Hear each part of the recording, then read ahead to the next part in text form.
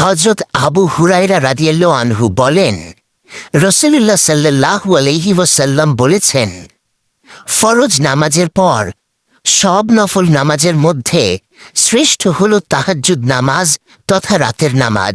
মুসলিম, তিরমিজি, নাসাই। আল্লাহ তাআলা প্রিয় নবী সাল্লাল্লাহু আলাইহি ওয়াসাল্লামকে বিশেষভাবে রাতে তাহাজ্জুদ নামাজ পড়ার নির্দেশ দিয়েছিলেন। আল্লাহ তাআলা বলেন, হে চাদর আবৃত, রাতের সালাতে দাঁড়াও কিছু অংশ ছাড়া। সূরা মুজাম্মিল আয়াত 1-2। প্রিয় নবী সাল্লাল্লাহু আলাইহি ওয়াসাল্লামের প্রতি ইসলামের প্রাথমিক যুগে 5 ওয়াক্ত নামাজ ফরজ হওয়ার আগে এই নামাজ আদায়ের নির্দেশ দেন। প্রিয় নবীর প্রতি কিছু সময় নামাজ পড়ার নির্দেশ ছিল না, বরং রাতের কিছু অংশ ছাড়া সারা রাত জেগে তাহাজ্জুদ আদায়ের নির্দেশ ছিল।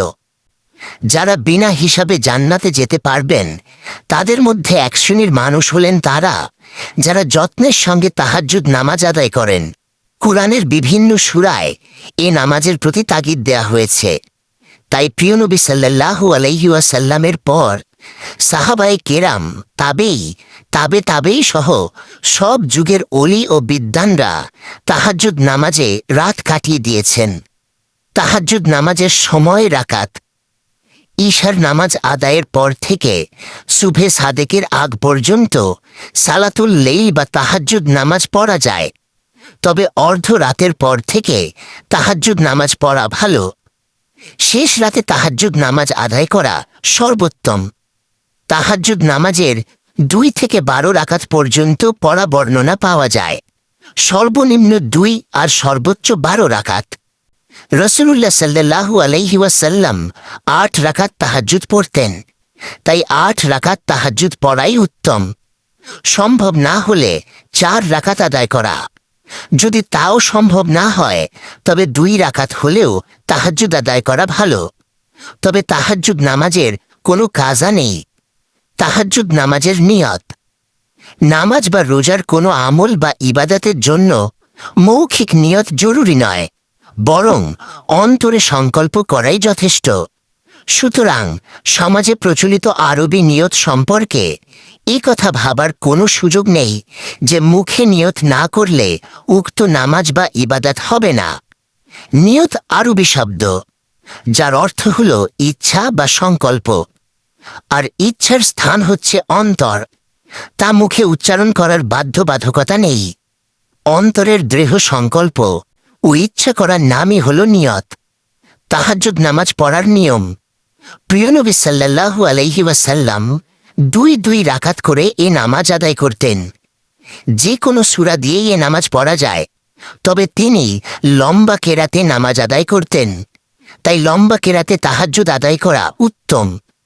তবে প্রিয় নবী সাল্লাল্লাহু আলাইহি ওয়াসাল্লামের পর সাহাবায়ে কেরাম, তাবেঈ সহ সব যুগের ওলি ও বিদ্বানরা তাহাজ্জুদ নামাজে রাত কাটিয়ে দিয়েছেন।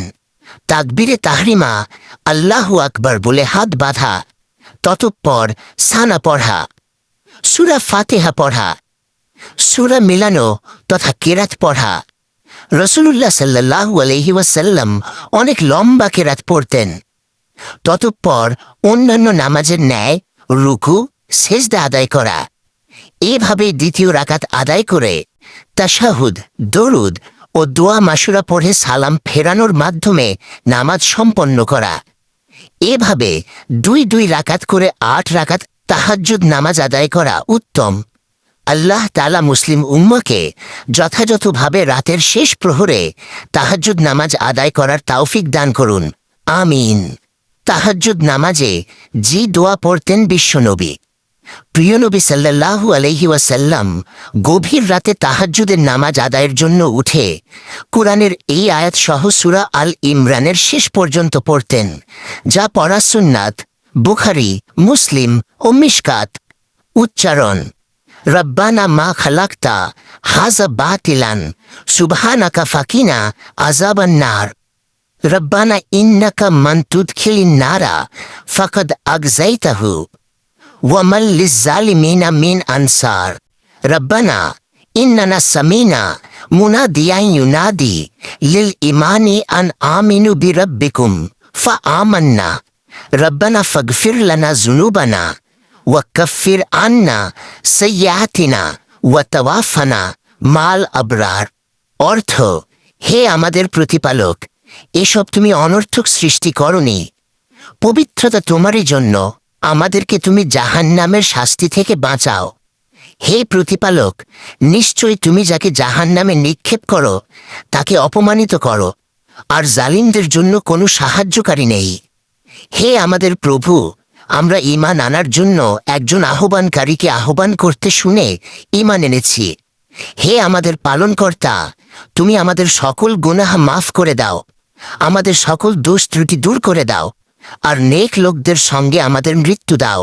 সূরা আনাম আয়াত 191 থেকে 193।